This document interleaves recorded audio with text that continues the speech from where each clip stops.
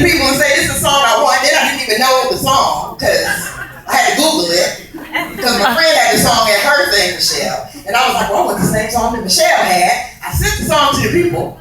And then the people said I didn't get my song. But thank you very much. My name is Judy Dallas. All right, Judy! I don't know who wrote this stuff, but they handwrite this thing. That's all right.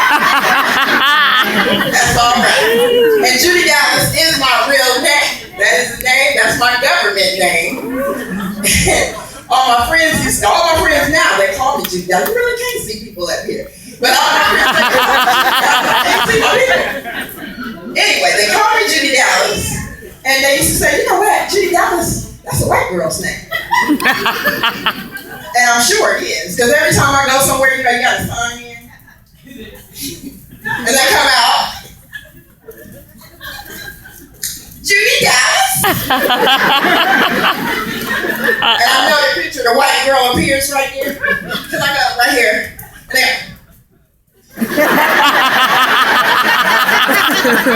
Judy?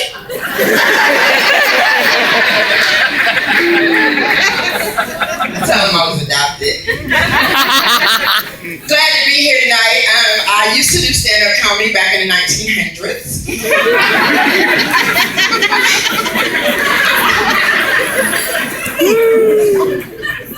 And I used to do stand-up comedy. People that I did comedy with, and some of you are here, remember the Comedy Stop and some of the other clubs here. A lot of people I did comedy with are now famous and on TV and The Talk and The View, and they're in movies, and I'm here. That's all right, Judy! Managing buses. But God had a plan for me. And I just want to tell you, I'm so glad to be here because I almost couldn't get off work. I was late getting here.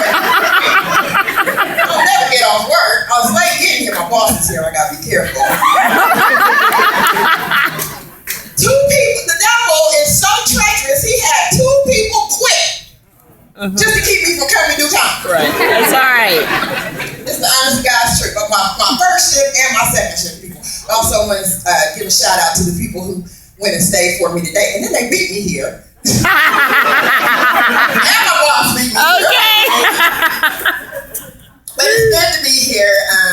I grew up here in Columbus, and I was a church girl.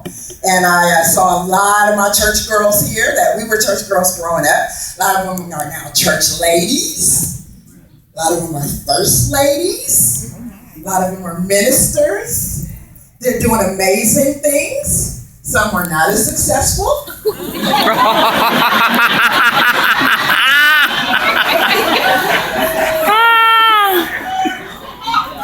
Some are managing buses.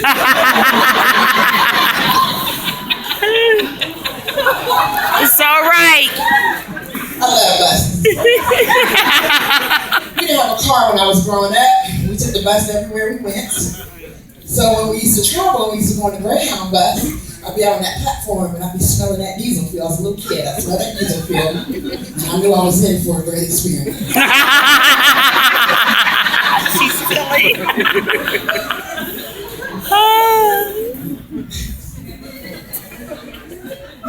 We're growing up as a church girl. Those of you know what our lives were like. People used to tease us. You know, there were like different types of church girls. Because there were the ones, and I'm not quite sure what the religion was, that they couldn't wear pants to school. Remember them? Who were they? What religion was that? Can they wear pants now?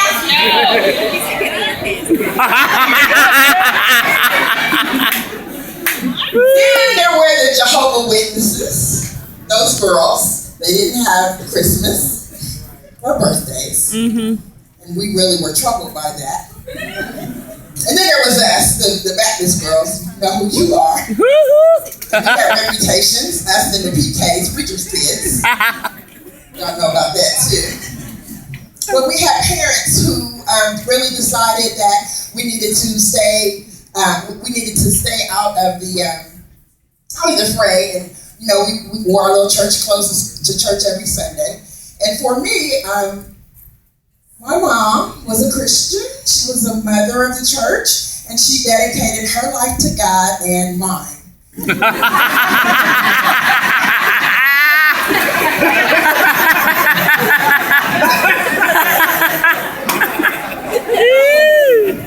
still got on stockings right now. All right, Judy. Some coffee. I don't know what happened to the rest of the stockings. Ain't nothing left but nude and beige. Go far, get coffee. And then I had to get plus size at that. But anyway, you guys know I went to church every day. We went to church every single day. My mom was retired. She had nothing else to do. So some of you know the schedule. Monday, that was missionary meeting. Tuesday was choir practice. Wednesday was what? Bible study. Thursday was what? Prayer meeting. Prayer meeting. Yeah. Prayer meeting. Friday was the day where all those other things that they didn't have time for. Pastor's anniversary committee, building fund committee, the sick and the shedding committee. Okay. Saturday was for the young folks, and so we had choir practice, junior usher board, and for us, Guild Girls. Who was the Guild Girls? Yeah, that was a secret society right there. We had purple capes. Put them over there with white on the outside. Couldn't tell us nothing. Then we would go to church on Sunday, 9 o'clock for us. It was 9 o'clock Sunday school, and then church at 11:30. We went to the smorgasbord. Remember smorgasbord? Nothing like us. 3 o'clock, there was the program that they had every Sunday. And then 5 o'clock, who knows what happened at 5 o'clock? BTU. So yeah, I can see all the church folks here today. So it was my objective in life, my whole objective in life became how to get out of going to church. I tried everything. I joined the track team, science club, volunteered at the library, swim team. I started visiting the old people myself. But Mom, we're gonna go sing at the nursing home. Yeah, well, you better be back by 6 o'clock because we gotta go to prayer meeting.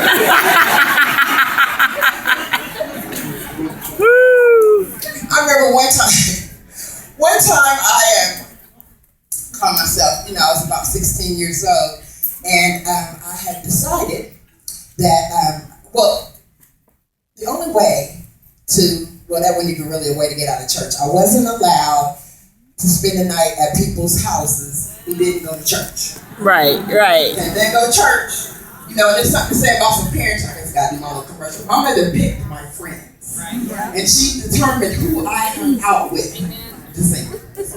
So anyway, I didn't want to go to church, so I lied and said I was spending the night at my one girlfriend's house, and we rigged it up that some kind of way it seemed like her mother said it was okay.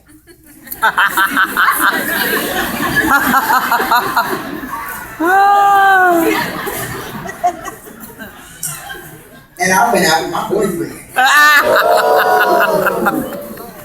And we just had so much fun. And we went to Denny's. Remember Denny's? So we went to Denny's, and we didn't do anything, but we were out all night, and it was a Saturday night. And so I had to go home eventually. So I tried to go home. My mom would leave for church at 8:30, so I tried to go home at 9 o'clock. And so I go sneaking in the door. We didn't have a car, so you never know. But I sneak in the door, come in, turn around, and there's still my mother with the belt. And she commits to whooping my behind. Don't stay out all night long. What do you think you eat? You ain't wrong. But I'm in love. So I don't feel love.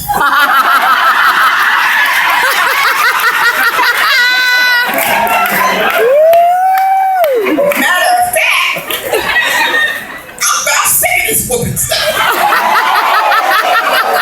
And I put my hand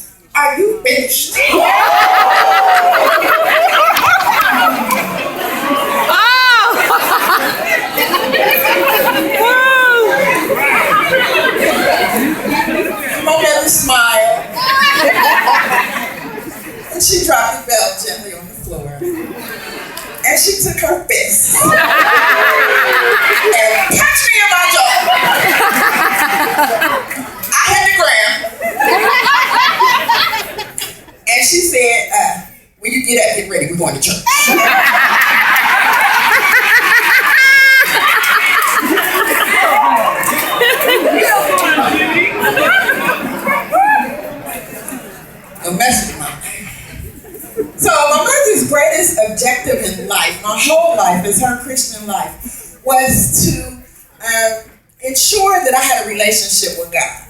And everything that she did was to ensure that God and I had a relationship. And so she was always telling me, you need to talk to God. She was taking me to God's house. God was her friend. She was always telling me all that God had done for her. And he was her friend, and oh, what a good friend he was. And God paid the bills, and God made a way, and this and that and the other. But I had time for all that. Okay, God was for old people.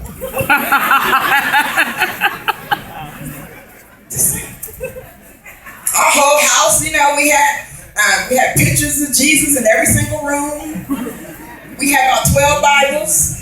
Mm-hmm. We had the Big Family Bible. Then we had the same King, look at me, same, Lord have mercy. The King James Version. We had the red letter version. We had all the Bibles. We even had, do y'all remember the little 10 Bible studies, the little blue books? They look like little encyclopedias. We had all those. Our reading at night. I didn't get fairy tales. I got Jonah was swallowed by a whale. We going to hell.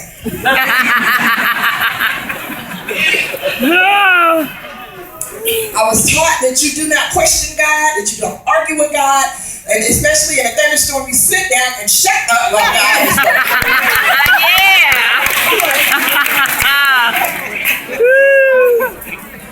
I know y'all can't really tell. That's the kind of background I had.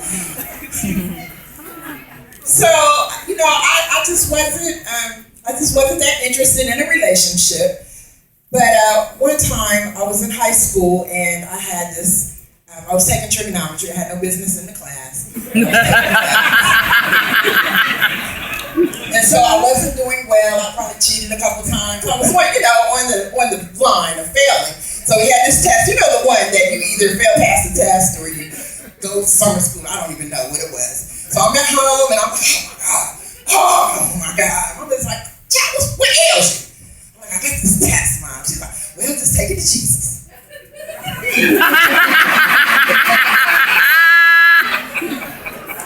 God will see you through. And we all ask that question. When is God gonna come down and take the test for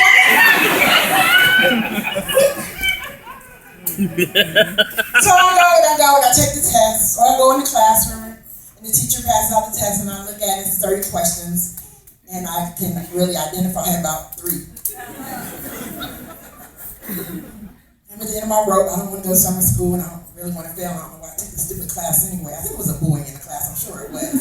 Probably an evening class, trying not to go to church. But anyway, so I did the test and I said, Lord, Mama said that you would help me. And I don't know how much you know about trigonometry. But if there is anything you can do, I just really appreciate it. So I opened my eyes and the test was still there and it was still nothing happened. Nothing miraculous. I didn't hear any voice from God. Nothing. It was just a test. So I just started circling. B, A, A, B, B, A, B, B, C. Turned the test in and walked out. I was first one there. That teacher came in and said, class, the test was a difficult test. Most of the class did not do well. There was one person who did a little better than everyone else. And so, and I just thought it was the Asian kid, because that was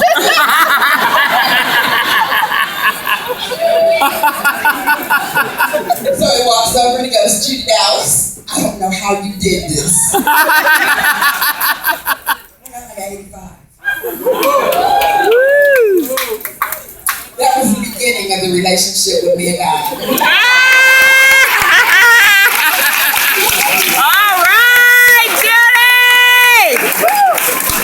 It's been a very beautiful relationship.